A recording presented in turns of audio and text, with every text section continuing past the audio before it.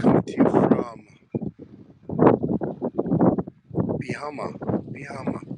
Pihama, also known as Thacker Pass, a proposed lithium mine.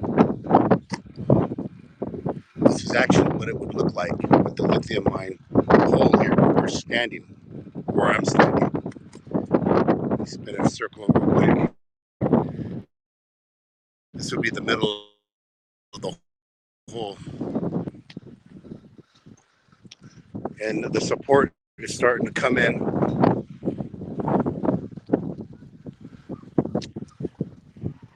For those of you all throughout Turtle Island, this is Myron doing a whole bunch of Lagaitika, Paiute, Shoshone.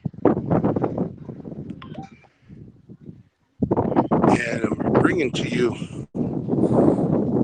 just a little update. I try to do a drone fly over the area. There's a bunch of information for the kids and the communities and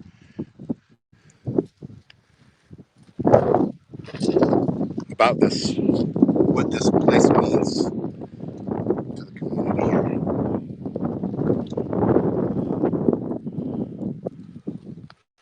So let me go in here real quick, guys.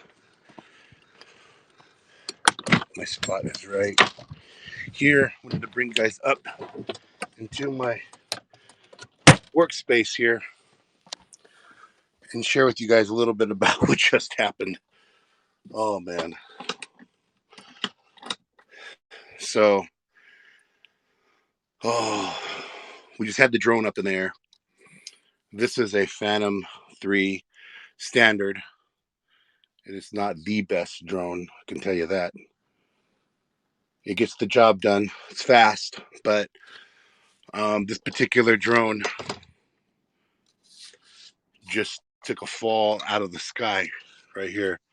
So it's the area, yeah, right here. The actual plastic on it just cracked, and the motor spun. So I call these drones for good. You know, using drones for good. Using drones for good.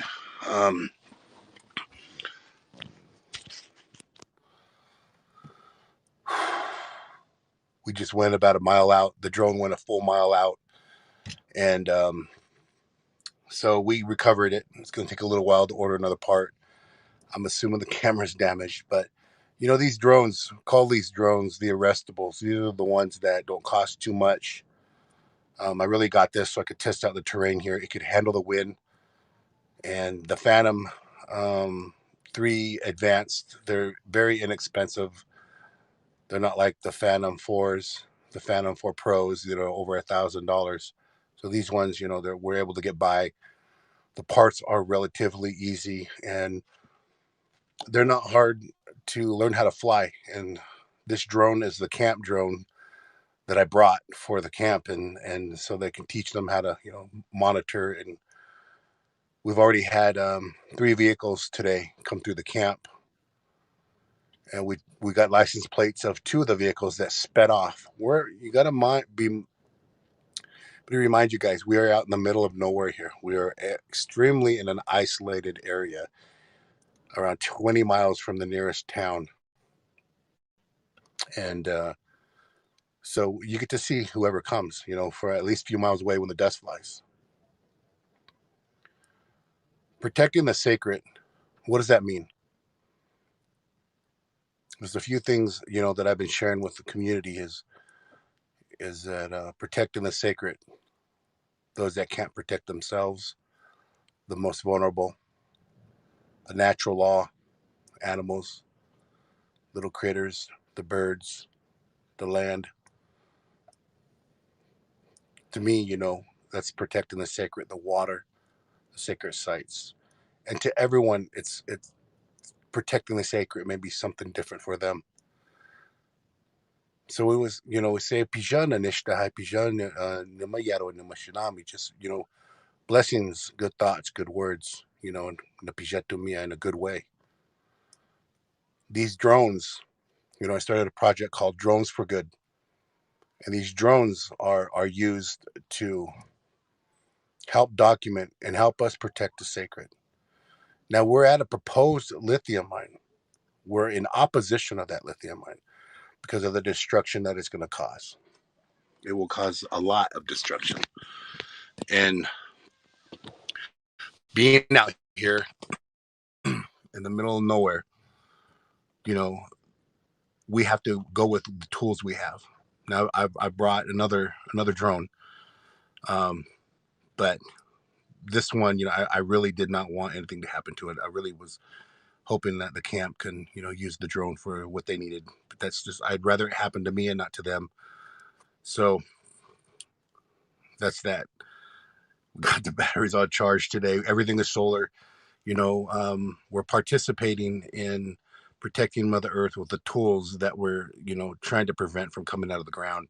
Today, we saw a whole bunch of testing sites around these areas where they're testing for lithium. And there's water wells. They're drilling in the ground, and there's wells all over. They're testing the water, and these are all on public lands already. It's like they're it's almost like they've already got the permits to do everything they're doing. So it's been a journey here, relatives, and protecting the sacred, protecting the land, to document through indigenous eyes, the first people of this land, why the sacred, protecting the sacred means to us as indigenous people, because we are the land. We take care of the land, and the land will take care of us. It's that simple. Our mother, the land is our mother, gives us water, nutrients, food, blessings, sacred energy. The land takes care of us. We take care of the land.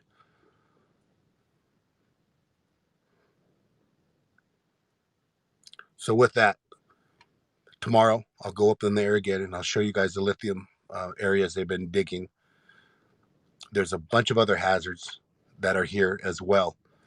And I will bring a little bit more statistics for you guys, a little more facts about who's involved here, the subsidiary companies that are involved here, and why this is important to protect, why this is important to not put a 400 foot pit mine here that I showed you in the picture of what it would look like, where we are standing in the middle of the mine. If it was here in the middle on the bottom, we would be standing 400 feet down. So there's a lot to learn here as we move into the Green New Deal. What does that mean, the Green New Deal? What does that mean? It doesn't mean too good here. If it's going to, disconnect the ecosystem, disrupt the natural law, offset, off balance the ecosystem and the energy of Mother Earth. So I think we as human beings need to really think about what it is we are protecting and what it is that we are consuming. What is the solution? And you guys, share your solutions. I read all the comments. Share if you have ideas, and how you may want to support us over here. Right now, we need independent media, and we need people to share the story, because indigenous people go invisible in the media when it comes to protecting the land. So, we are the reminders of America's atrocities all across Turtle Island. It is hard for that to come forward, but in order for us to share our truth, in order for us to heal together as human beings, as relatives, we need to come together and heal, and we need to stop the desecration of our sacred sites, the burial sites, this was a huge massacre. It's called Pihimaha, which means rotten moon in Paiute language. Pihimuha, Pihimuha. This camp, where was asking, what would the camp be called? We said Pishadiapa, Pishadiapa, which is like the good earth. The memory is the Pihimaha. That's the memory, but the land is the blessing here, good earth.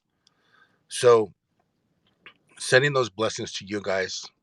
It's a lot of energy here, and also we're sitting on 100-year mine, proposed mine, 100 years of lithium, as the world is pushing away from fossil fuel, but also into another very toxic destruction of Mother Earth, mining, which contaminates the water. And in this area, in the McDermott area, in the Paiute territory, their water is already contaminated from a mine that they can't drink the water. But nobody cares about those areas because they're out of sight, out of mind. Well, not for me.